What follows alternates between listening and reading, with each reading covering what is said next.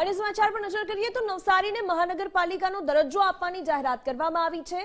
ત્યારે ભાજપ પ્રદેશ અધ્યક્ષ સી.આર. પાટીલે આ જાહેરાતને આવકારી છે અને વડાપ્રધાન નરેન્દ્ર મોદીનો આભાર પણ વ્યક્ત કર્યો છે। મુખ્યમંત્રી ભૂપેન્દ્ર પટેલ અને નાણામંત્રી કનુભાઈનો પણ આભાર વ્યક્ત કર્યો છે। તેમણે કહ્યું છે કે નવસારીનો વિકાસ હવે વધુ વેગવંતો બનશે। નવસારીના નગરજનોનો ખૂબ ખૂબ અભિનંદન, તેવું પણ સી.આર. પાટીલે કહ્યું।